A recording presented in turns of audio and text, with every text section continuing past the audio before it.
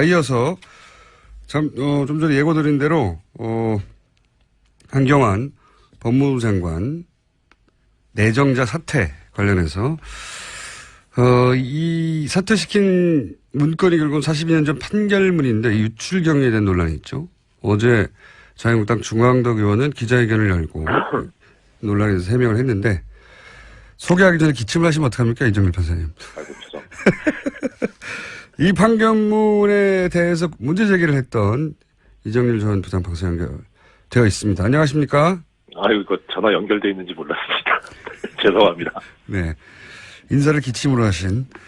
자, 중앙덕 의원이 판사님을 직접 기자회견에서 언급을 했기 때문에 저희가 인터뷰를 하지 않을 수가 없습니다. 우선, 언급을 하게 된 이유가 바로 가정법원의 판결문은 비공개가 원칙이라서 이 공개는 가사소송법을 위반한 것이라고 판사님 주장하셨죠. 이걸 좀 더 설명해 주십시오. 어떤 위반인지. 가사소송법 10조에 보면 이렇게 되어 있습니다. 가정법원에서 처리 중이거나 처리한 사건에 관해서는 성명, 연령, 직업 및 용모 등을 볼 때 본인이 누구인지 미루어 짐작할 수 있는 정도의 사실이나 사진을 신문, 잡지, 그 밖의 출판물에 게재하거나 방송할 수 없다. 이렇게 돼 있고요. 그러니까 이제 뭐 미루어 짐작할 수 있을 정도로도 안 된다는 거니까 대놓고 하는 건 더 안 되는 거죠. 예. 기본적으로. 예. 그다음에 그 다음 조항이 10조의 2에 보면 이 판결문과 같은 재판서를 발급을 받으려면 재판 당사자이거나 또는 이해관계가 있는 제3자가 그 이해관계를 소명한 때 그때 법원 서기관이나 뭐 이런 법원 직원에게 신청할 수 있다 이렇게 돼 있습니다. 그렇군요. 그러니까 예, 두 가지 점인데 하나는 이런 신청 절차를 거쳤느냐. 그러니까 신청 절차를 거치지 않으면 이 재판서를 발급을 받을 수가 없어요. 그다음에 또 하나는 이 아까 좀 전에 말씀드린 대로 뭐 용모나 뭐 이런 거를 미루어 짐작할 수 있을 정도로도 보도하면 안 되는데 아예 판결문 전면에 뭐 인적 사항이 다 나왔죠. 생년월일, 그렇죠. 본적, 네. 주소 이게 다 나와 버렸어요. 네. 그러니까 이런 보도를 한 데도 책임이 있다는 거죠. 근데 주 의원이 얘기를 한 부분은 이 지금 10조의 2, 그러니까 본인은 이제 판결문 입수했다는 거잖아요. 네. 그러면 이 절차를 거쳤느냐가 문제가 되는 건데. 이해관계가 있는 제3자라는 거는 정치인은 해당이 안 되는 겁니까? 그렇죠. 보통 이런 경우죠. 예를 들어서 어떤 사람이 재판을 거쳐서 이혼을 했어요. 네. 그런데 이제 새로 결혼하려고 하는데 그 결혼 상대방이 보니까 왜 이혼을 했느냐 하니까 그때 뭐 상대방한테서 뭐 얻어맞았다, 폭행을 당했다 이렇게 주장을 했단 말이에요. 근데 좀 미심쩍다. 그래서 가정법원에 가서 내가 결혼할 사람인데 이 재판서를 좀 보고 싶다 하면은 떼볼 수 있는데 거기에 보니까 뭐 바람 폈다 이렇게 이렇게 나올 수 있으니까 그런 경우에 이해관계가 있는 거죠. 제3자는 보통 이해관계가 없는 사람을 지칭하는 게 제3자인데 이해관계가 있는 제3자가 뭔가 했더니 그렇게 예를 드시니까 정확하게 이해가 되네요. 예. 네, 그러니까 지금 정치인이나 뭐 이런 경우에는 이해관계가 없는 거죠. 아무 이해관계가 없죠, 사적으로. 예. 네, 그렇죠. 그래서 이제 문제는 지금 주 의원 쪽에서 얘기하고 있는 건 그거예요. 인사청문회법을 드는 것 같아요. 뭐 적법한 절차를 따라서 이제 받았다. 이렇게 얘기하는 것 같은데 적법할 때 이 적법이 어떤 법인지를 명시적으로 얘기를 안 하셔가지고 뭐 이건 추측인데 아마 인사청문회법이 아닌가 싶은데 인사청문회법엔 이렇게 돼 있어요. 12조를 보면 1항에 위원회, 이제 인사청문특별위원회를 얘기하죠. 이 위원회는 그 의결, 그러니까 위원회에서 의결을 하는 경우 내지는 제적의원 3분의 1 이상의 요구, 그러니까 위원회는 아니더라도 국회 제적의원 3분의 1 이상이 요구하는 경우에는 이 인사청문과 직접 관련된 자료의 제출을 국가기관이나 뭐 지방자치단체, 기타 기관에 대해서 요구할 수 있다 이렇게 돼 있어요. 그러니까 그럼 이 절차는 거쳤어야죠. 위원회에서 의결을 했느냐. 그다음에 내지는 국회 제적의원 3분의 1이 요구를 했느냐. 국회 제적 3분의 1은 요구한 적이 없는 걸로 아니까 위원회 차원에서 위원회 의결이 있었는지는 모르겠는데 정확하진 않은데 근데 이 인사청문위원회가 지금 법사위에 설치가 됐잖아요. 예. 거기서 활동을 했는지는 뭐 보도가 나온 게 없어요. 그런데 이제 미루어 짐작할 수 있는 건 뭐냐면 만약에 위원회에서 의결을 했다. 그렇게 해서 판결문을 받았다 치면요. 예. 위원회에서 이런 판결문을 요구를 해서 받았는데 이런 사실이 나와 있더라라고 위원회에서 얘기를 해야 되는데 주 의원이 기자회견을 했어요. 단독으로. 개인적으로 했죠. 예. 그러면 이거는 위원회에서 한 게 아니라 개인적으로 얻었다는 얘기인 것 같거든요. 위원회 의결 사항은 아닌 것 같고요. 예. 예. 이건 뭐 저희가 따로 또 한번 인터뷰를 해보겠습니다. 근데 지금까지 말씀하신 걸 정리하면 그러니까 보도와 관련한 것은 언론사의 이제 책임을 물을 일인 것 같고, 그죠? 그렇죠. 이건 주의원하고 관계가 없죠. 네. 그리고 네. 이것이 주의원이 그 이해관계가 있는 제3자인가 하는 문제가 하나 있는 거고요. 아니다라는 말씀이신 네. 거고요. 예. 예. 이해관계가 있는 제3자여야 하는데 그리고 또 절차적으로 이게 위원회 의결을 거쳤느냐 하는 청문회법, 인사청문회법을 제대로 지켰느냐 하는 문제제기가 있을 수 있고요. 그죠? 그렇죠. 예, 이렇게 정리하면 맞는 거죠. 네, 그렇죠. 그러면은 그 두 가지 다 안 한 거 아닌가 싶은 생각이 드는 거죠. 그렇군요. 그러면 일단은 언론사, TV조선이죠. TV조선에서 이 인사 개인의 신상이 다 드러났죠. 왜냐하면 자료를 네, 흔들었기 그렇죠. 때문에. 예. 네. 보도를 한 것은 기본적으로 법을 위반한 것은 맞군요. 그렇죠. 그거는 10조 위반이죠. 그리고 이 경우에는 72조에 보면 가사소송법에 이 보도 금지 규정을 위반한 경우에는 2년 이하의 금고 또는 100만 원 이하의 벌금에 처한다는 형사처벌 조항도 있어요. 알겠습니다. 네. 그리고 그 외에 이 보도 관련한 의문점은 없습니까? 일단 취득 보도 관련해서 과정이라든가 먼저 취득 일자라든가 뭐, 예. 말씀을 좀 드려보면 이 TV조선이 최초에 보도를 한 게 최초 보도인지 모르겠는데 일단 검색상 나오는 게 예. 지난 6월 15일 날 저녁 7시 30분에 뉴스팡이라는 프로그램에서 보도가 됩니다. 예. 그리고 주광덕 의원이 블로그에도 올렸고 보도자료를 냈는데 거기에 이제 뭐 자기가 그 법원행정처에다 이 판결문을 요구를 했다라고 예. 하면서 요구한 일시가 6월 15일이에요. 뭐 시각은 안 나오는데. 예, 예. 그리고 취득한 때도 6월 15일입니다. 네. 그러니까 법원에서 받았다는 거죠. 당일날 바로받았군요. 예. 예. 그리고 주광덕 의원이 이 내용을 가지고 기자회견을 한 게 다음 날이 16일 11시예요. 단독으로 했죠. 네. 그러면은 이 16일 11시가 되기 전에는 주광덕 의원과 법원 쪽을 제외한 다른 곳은 이 판결문을 가지고 있을 수가 없죠. 그렇죠. 예. 그런데 TV조선은 그 전날 저녁 7시 반에 벌써 보도를 했단 말이에요. 그럼 TV조선은 갖고 있었다는 얘기죠. 이렇게 생각해 볼 수 있겠네요. 그러니까 법원행정처는 이제 이 해명대로라면 법원행정처는 주 의원에게 요청받은 즉시 발급해 줬고 즉시 네. 거의 뭐 네. 당일 요청하고 당일 발급했다는 거가 되니까요. 그리고 네. 주 의원은 자료 취득 즉시 기자회견을 하기 전에 TV조선에 먼저 넘겨준 걸로 추정할 수 있을 것 같은데요. 예. 그럴 수도 있죠. 그럴 수도 있는데 그럼 그 과정은 문제죠. 왜냐하면 왜 TV조선에 주느냐. 그러니까 왜 일개 언론사에 주느냐라는 거죠. 이것은 주 의원이 지금 주장하고 있는 게 뭐냐면 예. 공공의 이익에 관한 거다라는 거거든요. 예. 공공의 이익을 관한 거면은 그러니까 그 16일 11시에 한 기자회견 이거는 어떻게 보면 이해는 가요. 예. 그러니까 공공이 알 수 있도록 한 거니까. 그런데 TV조선에 그냥 얘기하지 않고 만약에 지금 공장장님 말씀하신 대로 그런 절차로 줬다면 이거는 공공의 이익에 관련된 절차가 아니죠. 그 공공의 이익 말씀하시니까. 네. 지금 말씀 듣고 두 가지가 떠오르는데 하나는 뭐냐면 법원행정처가 자료 요청을 받은 즉시 이런 민감한 개인정보 자료를 당일 바로 넘겨주는 게 제가 알기로는 상당히 이례적인 것이 왜냐하면 이 자료 요청이 강제 조항이 아니잖아요. 제가 알기로는 네. 정보 요청을 하면 부처 내에서 자기 내규에 따라서 자체 판단을 해서 공개하지 않는 정보가 사실 상당히 많고 민주당이 야당 시절에는 뭘 달라고 해도 그 자료 공개를 하지 않는다고 워낙 그래서 힘들다는 소리를 많이 했었는데 이건 굉장히 빨리 준 케이스가 돼서 그게 좀 이례적인 게 하나 있고. 근데 이건 판사님이 모르실 부분이니까 저희가 따로 인터뷰를 해보겠고요. 또 하나는 지금 이제 공공의 이익, 그래서 이 보도 금지는 공공의 이익, 이해에 부합하기 때문에 그럴 경우에는 위법성이 조각될 수 있다고 주 의원이 이제 주장을 했습니다. 그러니까 이게 개인정보지만 공공의 이익을 위해서 공개할 수 있는 것이다. 위법성이 조각될 수 있다. 이렇게 반박했는데 여기에 대해서 뭐라고 하시겠습니까? 일단 가장 큰 부분은 뭐냐면요. 첫째는 공공의 이익 부분 관련해서 지금 주 의원이 얘기하고 있는 거는 판결문 공개라든가 보도 금지 뭐 이 부분이에요. 근데 네.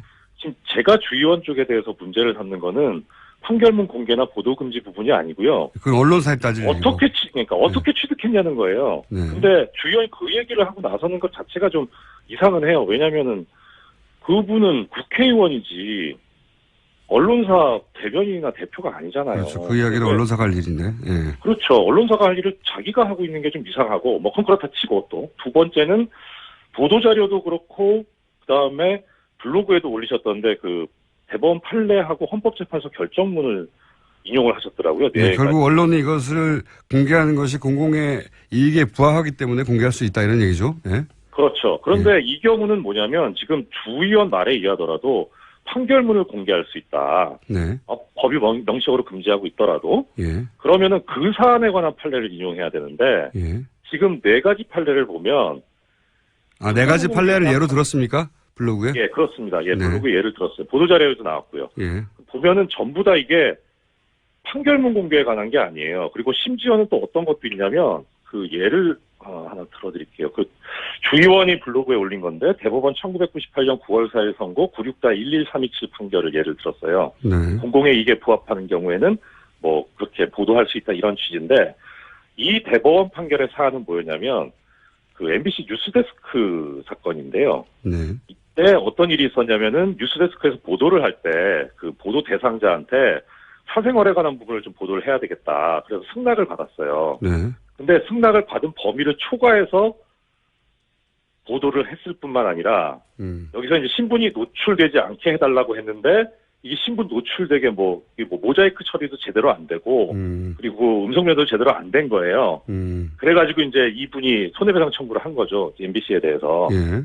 그러니까 여기에 대해서 이제 대법원이 판시하면서 뭐라고 했냐면 그 일반론적인 주장은 맞다. 공공의 이익에 부합하는 건 맞는데 지금 이 사안에서는 뭐냐면 주변 사람들이 이 촬영된 사람이 피해자인 걸 알 수 있도록 했다. 그리고 이거 승낙 범위를 초과한 거다. 그래서 이건 부당하게 사생활을 공개한 거다. 하니까 1,000만 원 손해배상해라 해가지고 이거는 공공의 이익에 부합하지 않는다는 사안으로 판단을 한 거예요. 반대 사례네요, 오히려. 반대 사례를 지금 블로그에 올리셨더라고요. 그래서 아니 뭘 이런 거를 올리셨나 싶고 또 하나 예를 들자면 헌법재판소 결정인데 판사님이시니까 너무 자세히 하시는군요. 네. 또요. 예, 헌법재판소 결정인데 2013년 12월 26일 날 헌법재판소에서 나온 2009 헌마 747 헌법소원 사건이에요. 이거는 어떤 내용이냐면 그 문제된 분이 이명박 전 대통령에 대한 동영상을 블로그에 게시를 해서 비판을 했어요. 네. 그러니까 그걸 가지고 이제 검찰에서 기소유예 처분을 했는데 그러니까 기소유예라는 거는 죄가 인정되긴 하는데 다른 여타 이런 사정들을 고려해 보면은 이게 재판에 넘기는 것은 좀 과하다, 부당하다 해가지고 기소를 안 하는 처분이거든요. 그러니까 나 이거 범죄가 안 된다라고 주장하면서 헌법소원을 하신 거예요. 네. 근데 이 헌법재판소에서 판시할 때 뭐라 그랬냐면 일단 사안은 어떻게 됐냐면 이 분이 올린 동영상에 이명박 전 대통령이 전과가 수십 개 있는 범죄자다. 그다음에 이명박 대통령이 개인적인 이익을 위해서 국가정책을 무리하게 결정해서 추구하고 있다. 역사상 우리나라를 사상 최악의 위험한 상황에 처하게 했다. 그리고 뭐 국영기업을 매각해서 엄청난 돈을 벌었다. 그런 주장을 한 거죠, 블로거가. 예, 그렇게 올렸어요. 예. 그렇게 돼 있는데 검찰이 뭐라고 이제 판단을 했냐면 이렇게 한 사실은 인정이 되는데 초범이고 동영상 직접 제작한 것도 아니고 그리고 이 블로그에 보니까 접속자도 많지 않고 소수의 아는 사람들만 오늘 올라오는 거고 그리고 블로그도 폐쇄했으니까 이런 거 참작해서 재판에 넘기지 않겠다 이렇게 한 거예요. 그러니까 이제 여기에 대해서 이제 헌법재판소가 뭐라 그랬냐면 일단 이 나온 사실의 중요한 부분이 객관적 사실과 합치된다. 그러니까 허위 사실에 대한 인식이 없는 거 아니냐. 그래서 기소유예 처분이 잘못됐다 그래서 취소를 했어요. 그러니까 공공의 이익에 관련된 문제가 아니라 아예 이거는 범죄 자체가 안 된다고 본 거죠. 네. 사안 자체가 달라요. 지금 이게 문제가 아니라 잘못된 사례를 들었다 또. 네. 예. 그래서 도대체 이런 사례를 가지고 왜 예를 들면서 본인의 행동이 맞다, 합리적이다라고 주장을 하시는지 법률가가 왜 그러신지 좀 이해가 안 가요. 그 부분은 저희가 주광덕 의원님 인터뷰를 요청할 생각인데 저희는 반론권을 보장하기 때문에 인터뷰 응하실지 모르겠습니다만 그때 물어보기로 하겠습니다. 자, 그러니까 이제 어쨌든 지금 공공의 이익 때문에 공개했다고 하고 여러 사례를 들었으나 그건 맞는 사례가 아니다라고 이제 반론을 하신 것이고. 그러면 이거 어떻습니까? 초기에는 이거 검찰이 흘린 거 아니냐 언론에 이런 얘기도 있긴 있었습니다. 그 부분 어떻게 생각하세요? 그럴 가능성을 전혀 배제할 수는 없는데요. 네. 일단 뭐 검찰에서 입수를 했을 수도 있으니까. 그런데 이제 뭐 그 부분에 대해서는 저는 큰 정보는 없는데 일단 시스템으로 보면 이게 지금 가사 심판, 가사 판결서잖아요. 가사 소송에 관한 것. 그러면은 이 판결서하고 기록은 가정법원에서 보관을 해요. 법원에서 나왔을 것이다. 예. 그러니까 검찰에서 뭐 나왔다면 만약에 형사 판결이다 하면 검찰에서 나왔다 그러면 이게 합리적인 의심이 될 수 있어요. 그 형사 판결이나 형사 기록은 검찰에서 보관을 하니까. 이건 가사 소송이라 검찰하고는 일단은 관련이 없는데 그래서 법원에서 나왔을 가능성이 꽤 높아요. 시스템적으로는. 시스템적으로는 그렇다. 예. 근데 뭐 검찰에서 따로 뭐 입수해서 했다면야 그건 할 말은 없는데 그것까지는 제가 잘은 모르겠습니다. 네, 그건 또 검찰에 저희가 물어봐야 될 내용이니까. 예. 이건 어떻습니까? 주광덕 의원은 이제 기자회견을 통해서도 서류 검토 과정에서 스스로 알아낸 것이다 이렇게 주장하고 있습니다. 근데 이제 워낙 오래된 것이고 민감한 개인정보라서 이런 정보가 누군가에 의해 제공됐을 가능성이 이제 계속 거론되는 거란 말이죠. 네네. 판사님 생각은 그러면 검찰은 아닌 것이라고 보고 판사님은 어떻게 보십니까? 올해 법원에 계신 분으로서. 일단 두 가지 가능성이 있어요. 그러니까 이제 뭐 심지어 뭐 피해자 그 상대 여성분이 제공한 건 아니냐 이런 얘기가 뭐 있다고 하더라고요. 예. 근데 이제 그러면 이제 두 가지 가능성이 있죠. 하나는 그분이 75년도인가 그때 판결을 받았을 때 그때 받은 판결문을 지금까지 가지고 있는 경우. 예. 생각하기 하나는, 쉽지는 않지만 뭐 그럴 수도 있긴 하는 거죠. 예, 그럴 수도 있죠. 예, 예. 그럼 예. 그럼 또 하나는 최근에 안경환 후보자가 이제 법무부 장관 후보자로 지명이 되니까 이 사람은 안 된다 생각해서 이번에 비로소 판결문을 새로 발급받은 경우 이 두 가지가 있을 수 있어요. 그렇군. 당사자라고 한다면. 예. 예, 당사자라면 이건 가소송법 위반이 아니죠. 기본적으로 네. 당사자이기 때문에. 그러면은 첫 번째 경우는 근데 보니까 이 지금 보도된 판결문 형태를 보니까 판결이 언제 확정됐다라고 하는 그 고무인으로 찍혀서 기재가 있더라고요. 판결문 네. 첫 페이지에. 과거 판결물이 아니란 말씀이시고. 예. 그렇죠. 예. 새로 만약에 발급받은 이제 거다. 새로 그러니까 과거는 절대로 아니다라는 거죠. 이거 확정된 얘기가 나오니까. 예. 그다음에 두 번째 가능성은 주광덕 의원이 그 가능성을 배제시켜줬어요. 본인이 그거는 취득했다는 거잖아요. 네, 당사자는 아닌 것 같고. 예. 예. 그래서 당사자는 아닐 가능성이 거의 높지 않을까. 그러니까 일단 그거는 주광덕 의원 말을 믿어야 될 거죠. 예. 만약에 그 부분을 거짓말했다면은 이거는 그야말로 정말 심각한 문제니까. 그래서 일단 제3자가 제공했을 가능성은 그렇게 좀 가능성이 낮지 않나 싶은데 문제는 이제 그래서 이건 좀 이제 그야말로 여러 가지 짜깁기한 추측인데 일단 TV조선 보도 있었던 아까 말씀드렸던 6월 15일 요때로 한번 돌아가 보면은 이 당시에 어떤 일이 있었냐면요. 법원행정처에서 이 피의자와 유흥업소 간의 유착관계에 있는 부장판사가 있다는 사실을 알고도 징계를 안 했다라는 기사가 6월 15일 날 오전, 그 전날부터 나옵니다. 네.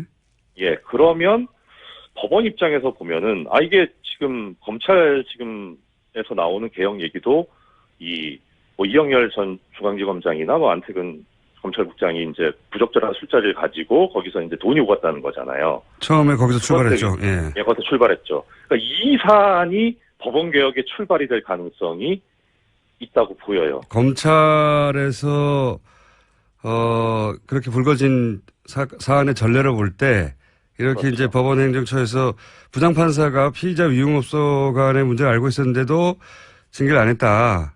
네, 그렇죠. 그리고 이게 어떤 문제가 있냐면 이 문제된 부장판사는 제가 누군지는 모르는데 일단 직책이 고등법원 부장판사거든요. 예. 차관급인데 이 고등법원 부장판사는 다른 판사들하고 달리 고등법원 부장판사가 될 때 대법원장에서 발탁이 돼요. 대법원장에서. 로 가는 게 아니고. 예. 그래서 이런 사람을 어떻게 고등법원 부장판사로 발탁을 했냐. 라고 하는 예. 대법원장에 대한 문제 제기가 있을 수 있겠군요. 그렇죠. 지금 안경환 후보자 관련해가지고 조국 인사수석이라든가 조현옥 인사수석에 민정수석이라든가 조현옥 인사수석에 대해서 책임져야 된다 이런 얘기 나오는데 이걸 그대로 적용을 하면은 양승태 대법원장은 몇 번 그만뒀어야 되거든요. 그러니까 그거를 견제하자는 차원에서 법원 쪽에서 먼저 줬을 가능성이 있지 않나, TV조선 쪽에다가. 이게 전과가 있어요. 법원이 이런 식으로 이제 재판 관련 내용을 흘리는 것이. 그래서 종전수법을 그대로 쓴 거 아닌가. 이건 저의 추측입니다. 추측인데. 개인적인 추측인데 전과가 있으므로 그런 추측도 해본다는 이런 말씀이시네요. 그렇습니다. 그러니까 지금 말씀을 요약하면 예를 들어서 사법부 내에 법원 개혁 문제에 저항감을 가지거나 혹은 현 정부의 반감을 가진 일부가 관여했을 수 있다. 이런 추정이시네요. 그렇죠. 예. 특히나 양대법원장 같은 경우에는 지금 법원 내부에서도 지금 목소리가 나오고 있고 오늘 전국 법관 대표자 회의가 있잖아요. 그러니까 내부적으로도 문제가 있는데 이거를 외부로 해서 눈을 돌리려는 그런 시도일 수도 있고요. 그러니까 상당히 필요성이 있죠. 근데 이제 그 과정에서 보면 법원에서 이제 자료를 줬다가 계속 수소를 얘기하고 있어서 좀 그렇습니다만은 자료를 줬다가 이게 아까 말씀드린 가사소송법 위반 문제가 생기니까 국회를 통해서 가면은 적법해질 수 있지 않느냐 해서 주광덕 의원을 섭외를 하지 않았습니까? 알겠습니다. 여기서부터는 예. 개인적인 추정이시고 제가 이제 어떻게 됐을 거냐 한번 추정해 달라고 하니까 하신 건데 여기서 요지는 그러네요. 그러니까 지금 청와대에서도 이제 검찰 개혁에 관한 조직적 반대 움직임이 있다 이런 이야기가 흘러나왔는데 청와대는 이제 각종 촉보가 모이니까 근거를 가지고 얘기했겠죠. 이제 지금 판사님 이야기로는 법원에서도 법원 개혁 문제에 대해서 저항감 혹은 현 정부에 대한 반감 가진 사법부 내 일부가 이 사안에 관여했을 수도 있다. 네, 그렇죠. 과거 전례가 있기 때문에 그런 추정을 해본다. 제가 법원 쪽에 오래 있어가지고 그래서 그런지는 모르겠습니다만 저는 법원 쪽에 의심이 강하게 들거든요. 그래서 법원에 오래 계셨기 때문에. 오히려 지금 이제 주의원이 기자회견도 하고 나오고 그러는데 솔직히 저 주의원에 대해서는 별 그건 없어요. 그건 이분은 오히려 어떻게 보면은 이런 알리바이가 만들어지는데 도구로 이용당한 거 아닌가 그런 느낌이 좀 들거든요. 알겠습니다. 워낙 법원에 대해서 문제의식이 많으셔가지고 주요인에 관해서는 아까 가사소송법이라든가 이런 문제 정도의 지적인 것이고 이 본질은 결국은 법원 내의 문제가 아니냐 이렇게 보시는 거군요. 네, 그렇죠. 법원 내 문제하고 그다음에 이렇게 새 정부의 어떤 인사 문제라든가 정책 개혁 방향에 대해서 저항하려고 하는 언론사. 언론 적폐와 법원 적폐 문제가 아닌가 싶습니다, 저는. 알겠습니다. 오늘 여기까지 듣겠습니다. 오늘 말씀 감사합니다. 예, 고맙습니다. 네. 자, 반론 보장하고 있으니까요. 주광덕 의원님, 저희가, 연락드릴 테니까, 섭외 응해주시면 감사하겠습니다. 다른 기자회견을 하셔도 좋고요. 여기까지 하겠습니다.